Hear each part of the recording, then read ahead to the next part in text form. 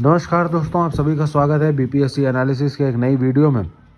इसमें हम लोग बात करने वाले हैं आईएनएस विक्रांत के बारे में और ये कैसे इंपॉर्टेंट होगा for mains answer writing in UPSC, BPSC 67, BPSC 68, UPPCS and other different state PCS as well as police examinations. तो इस पर हम लोग बात करेंगे। तो चलिए शुरू करते हैं इस वीडियो को। सबसे पहले हम लोग आईएनएस विक्रांत के मोटो को जान लेते हैं। तो हम आईएनएस विक्रांत का मोटो है जाइमा सम युद्धि संप्रदा। इसके हिंदी के स्पेलिंग को प्लीज़ आप लोग एक बार वेरीफाई कर लेंगे। संप्रदा का स्पेलिंग ये होता है और जाइमा सम युद्धि संप्रदा इसका स्पेलिंग है। इसका अर्थ है I defeat those who fight against me. I defeat those who fight against me. ये मोटो जो आईएनएस विक्रांत का है, इसको ऋग्वेद में से लिया गया है। ऋग्वेद से लिया गया है इस मोटो को। अब आइए चलिए हम लोग देखते हैं कि बाकी देशों के पास कितने नंबर ऑफ एयरक्राफ्ट कैरियर्स है और इंडिया कितने पोजीशन में पे आता है। तो यूएसए सबसे टॉप पोजीशन पे आता है जिसके पास 11 एयरक्राफ्ट कैरियर्स है। इंडिया दूसरे नंबर पे पोजीशन पे आता है। इंडिया, चाइना और यूके और इटली, ये चारों दूसरे पोजीशन पे आता है। ये चारों सेम पोजीशन शेयर करते हैं और इनके पास 2 एयरक्राफ्ट कैरियर्स हैं each to India, China, UK and Italy. अब जब आईएनएस विक्रांत की जिस दिन ओपनिंग सेरेमनी थी आज़ादी के अमृत महोत्सव पे, तो रशियन एम्बेसडर भी मौजूद थे। रशियन एम्बेसडर डेविस अलूप मौजूद थे वहाँ पर और उन्होंने बोला कि ये बहुत ही प्राउड मोमेंट है इंडिया के लिए और India is moving towards global power, ये भी उन्होंने कहा। और इसके साथ साथ उन्होंने ये जानकारी भी दी कि रशिया को अभी गर्व है इसका हिस्सा होने में। अब आप पूछेंगे रशिया इसका हिस्सा कैसे है। तो इस शिप का जो कॉम्बैट मैनेजमेंट सिस्टम सीएमएस जो डेवलप किया गया है, वो डेवलप किया गया है Tata power strategic engineer division के द्वारा। उन्होंने कोलैबोरेट किया हुआ था weapon and electronic system engineering establishment Mars Russia से। तो रशिया इसका पार्ट है और रशिया के एम्बेसडर ने ये खुशी व्यक्त करते हुए बताया कि रशिया को बहुत ही गर्व है इसका एक हिस्सा होने में। और ये पहली बार ऐसा कॉम्बैट मैनेजमेंट सिस्टम है जो कि एक प्राइवेट कंपनी द्वारा डिज़ाइन किया गया है। तो यूएस एम्बेसी ने भी भारत को कॉन्ग्रेचुलेट करते हुए कहा कि यूएस काफ़ी खुश है इस चीज़ को लेके। लेकिन एक चीज़ जानकारी देना चाहूँगा कि यूएस के अभी तक पिछले 20 महीनों में यूएस के कोई भी एम्बेसडर इंडिया में अपॉइंट नहीं किए गए हैं। अब क्या कारण है, क्या ट्रेड रिलेशंस हैं, क्या कुछ बातें चल रही हैं, उस पर तो मैं कमेंट नहीं कर सकता। बट यूएस ने पिछले 20 महीनों से कोई भी एम्बेसडर इंडिया में नहीं भेजा है। फ्रांस के ambassador carrier Charles de Gaulle ने कहा कि वो चाहते हैं कि INS Vikrant Indo Pacific regions में जॉइंट मिलिट्री एक्सपेडिशंस करें। फ्रांस एंड इंडिया मिल के joint military expeditions Indo Pacific region में वो लोग करना चाहते हैं। तो ये उनके तरफ से कहा गया। इजराइल की सरकार ने भी हमें बधाई देते हुए कहा, हालांकि इजराइल के पास नहीं है कोई भी एयरक्राफ्ट कैरियर, लेकिन इजराइल ने भी हमें बधाई दी। अब आइए आईएनएस विक्रांत के लिए कुछ पॉइंट्स देख लेते हैं, क्या क्या खासियत है उसकी, क्या क्या फैसिलिटीज़, क्या क्या चीज़ें उसमें दी गई हैं। और उसके बाद फिर ये सारी पॉइंट्स आप नोट कर लें। मैं तो ऐसा ही आप लोगों को सजेशन दूंगा क्योंकि ये सब अगर आप डेटाज यूज़ करते हैं अपने मेंस के आंसर राइटिंग में तो काफ़ी हेल्पफुल होगा। तो देखते हैं। सबसे पहले 26,000 tonne of indigenous steel use किया गया है। 26,000 टन स्टील का यूज़ किया गया है और ये सारा स्टील इंडिया में मैन्युफैक्चर्ड है। इंडिजीनियस इसमें सब सारा ये इंडिया का मैन्युफैक्चर्ड है। इसमें जो 76% जो प्रोडक्ट्स लगाए गए हैं, जो मटेरियल्स लगाए, जो रॉ मटेरियल्स लगाए गए हैं, वो 76% मटेरियल्स भारतीय हैं। 2,000 लोगों को डायरेक्ट एम्प्लॉयमेंट आईएनएस विक्रांत ने प्रोवाइड किया है। 13,000 लोगों को इनडायरेक्ट एम्प्लॉयमेंट प्रोवाइड किया गया है। मोर देन 1,000 एमएसएमई के सेक्टर और 500 इंडस्ट्रीज इन्वॉल्व हुए थे इस एयरक्राफ्ट कैरियर को रेडी करने में। इसकी जो लंबाई है वो 2 football fields end to end है। अब आप लोग जानते होंगे कि एक फुटबॉल फील्ड की जो दूरी होती है वो होती है 90 मीटर। तो 2 फुटबॉल फील्ड की यहाँ पे बात हो रही है, तो लगभग आप समझ लो 180-200 मीटर की इसकी जो डिस्प्लेसमेंट विड्थ है वो है 200 मीटर की। फिर 45,000 मेट्रिक टन डिस्प्लेसमेंट वेट है इसका। 45,000 मेट्रिक टन वेट। 18 फ्लोर्स की हाइट है। 18 फ्लोर्स की हाइट है। अब चूंकि मैं सिविल इंजीनियर हूँ तो मैं आपको बता दूं कि एक फ्लोर जो नॉर्मल हम लोग कंस्ट्रक्ट करते हैं उसकी हाइट होती है 10 फीट, 3 मीटर 10 फीट। तो 18 फ्लोर की है तो इसकी ऊंचाई है, आप समझ लें उस हिसाब से 180 फीट होगी। मीटर्स में देखें तो 54 मीटर। 250 टैंकर्स फ्यूल के ये इसमें इसकी कैपेसिटी है। 250 टैंकर्स की कैपेसिटी है। 2400 कंपार्टमेंट्स इसमें दिए गए हैं। 2 ओलंपिक साइज पूल्स दिए गए हैं, स्विमिंग पूल्स। 1600 का क्रू होगा जो इस पे ऑन बोर्ड होगा एनी टाइम। 3000 घंटे, ये उतनी फिर भी इंपॉर्टेंट इन्फॉर्मेशन नहीं है, फिर भी बट आप नोट कर लो। 3000 चपातीज इसमें पर आवर, 1 घंटे में 3000 रोटियां बन सकती हैं। 16 बेडों का अस्पताल दिया गया है। 24,000 किलो वाट की एनर्जी सप्लाई के साथ इसको बनाया गया है, पावर सप्लाई के साथ 24,000 किलो वाट। अब INS Vikrant press to contain China string of pearls that is containing in India in the Indian Ocean. अब ये स्ट्रिंग ऑफ पर्ल्स क्या है? अब ये चीज़ सबसे पहले आप नोट कर लें, अगर आप हिंदी में कर रहे हो तो भी, इंग्लिश में कर रहे हो तो भी, ये वर्ड नोट कर लें, string of pearls. You can use this in your mains answer writing. आपका आंसर काफ़ी अच्छा होएगा इससे, आप अगर ये सारे वर्ड्स को यूज़ करते हो। अब ये कहना क्या चाह रहा है INS Vikrant? Poised to contain China string of pearls. अब चाइना क्या कर रहा है? चाइना हमें एक स्ट्रैटेजिक लोकेशन बनाकर चाइना हमें चारों तरफ से घेर रहा है। बांग्लादेश में चाइना ने कितने सारे पोर्ट्स एक्वायर किए हैं। श्रीलंका में भी चाइना ने हैम्बनटोटा पोर्ट एक्वायर किया है। तो ये जो है इसको काउंटर करने के लिए, इसको रिट्रेट करने के लिए इंडिया ने भी मेडागास्कर, सी चिलीज के साथ कॉपरेशन टाइज किए हैं। तो इसको इंडिया भी कॉम्बैक्ट कर रही है, ऐसी बात नहीं है। बट चाइना एक आप ये कह लो is creating a string of pearls. String of pearls यहाँ पे कहा जा रहा है कि यहाँ पे उसने एक पोर्ट तैयार कर लिया अपने दूसरी देश में, फिर यहाँ पे कर लिया, यहाँ पे कर लिया, यहाँ पे कर लिया, यहाँ पे कर लिया। So it's China is trying to contain India and its trade boundaries.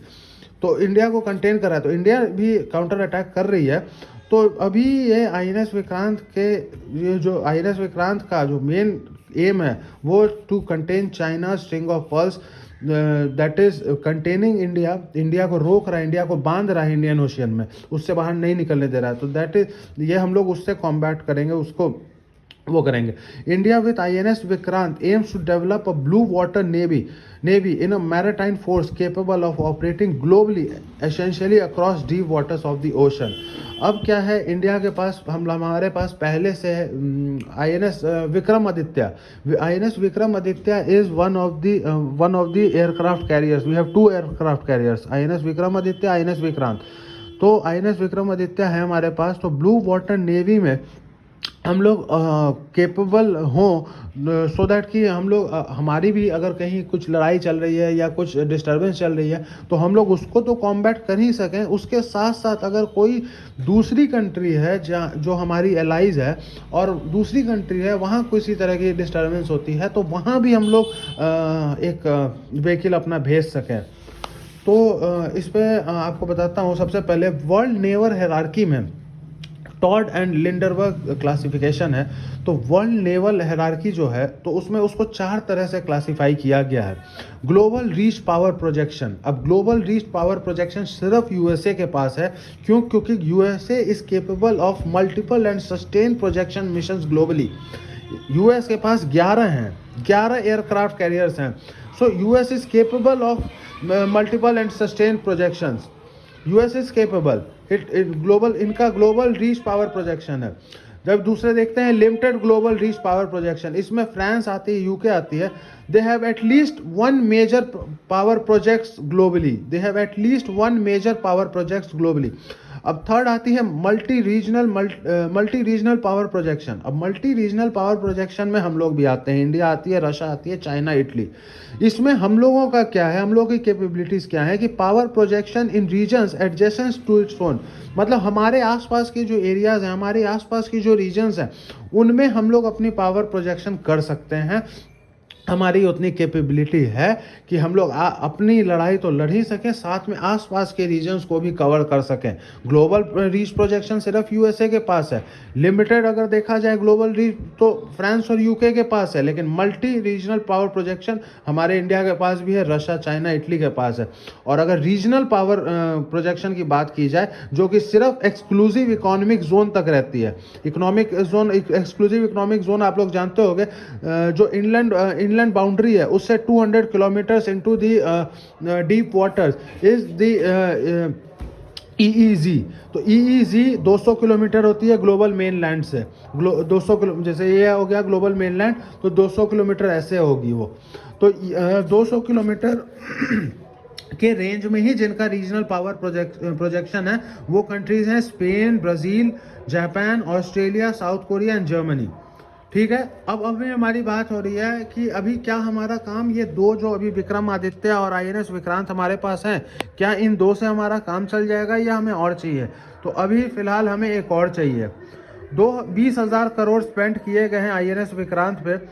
ये और भी डेटा मैं बता दे रहा हूँ इंडियन नेवी से रिलेटेड। ये वैसे INS विक्रांत का जो टॉपिक है वो तो यहीं पे कंप्लीट हो गया, लेकिन नेवी से रिलेटेड और भी कुछ डेटाज हैं तो मैं आपको बता दे रहा हूँ। यहाँ पे डीकमीशन जो शिप्स हैं, INS Nishank, Akshay, Gomti, खुखड़ी, Rajput, सिंधुवज, these ships has been decommissioned after Sindhuvaj after 35 years, Rajput after 41, Khukri after 32, Gomti after 34. Akshay, INS Akshay was involved in the surgical strike as well. INS Nishank was involved in 1999 Kargil. So these have been decommissioned. One more news coming from the Navy side is MV Ram Prasad Bismil. अब MV Ram Prasad Bismil कौन है? राम प्रसाद बिस्मिल कौन है? राम प्रसाद राणा प्रताप के घोड़े का नाम था चेतक और राणा प्रताप के हाथी का नाम था राम प्रसाद। राम प्रसाद को इतना इज्जत इसलिए दिया जाता है क्योंकि जब राम प्रसाद को घेर लिया था अकबर ने, एंड उन्होंने जब राम प्रसाद को घेर लिया और उन्होंने बोला कि इसको खाना खिलाओ, और अपने दरबार में जब अकबर ले आए थे तो राम प्रसाद ने खाना खाना छोड़ दिया था 10, 15, 20 दिनों तक, एंड उसके बाद फिर उसने दम तोड़ दी थी। अपने मालिक के याद में, अपने मालिक के रेस्पेक्ट में, राणा प्रताप के रेस्पेक्ट में MV राम प्रसाद बिस्मिल ने अपनी खाना पीना हर कुछ त्याग कर दिया था और 1 महीने बाद अपनी मतलब कि जान ले लिया, भूखे मर गए। तो इस वजह से उनको बहुत ही उस हाथी को जो थे महाराणा प्रताप के उनको काफ़ी इज्जत दिया जाता है। तो ये MV Ram Prasad Bismil is the longest ship जो कि गंगा और ब्रह्मपुत्र रिवर रीजन्स के ऊपर इसने सेल किया। और भी जो डेटाज हैं वो मैं बता देता हूँ। Advance light helicopter MK-13 joins the coastal guard fleet. INS Surat and Udaygiri launched by Rajnath Singh at Mazagaon dockyard. Project 75 के अंतर्गत में 4 submarine scorpion class Vagsheer Vela. America handed 20th PSI maritime patrol aircraft. President colours award given to INS बालसूरा।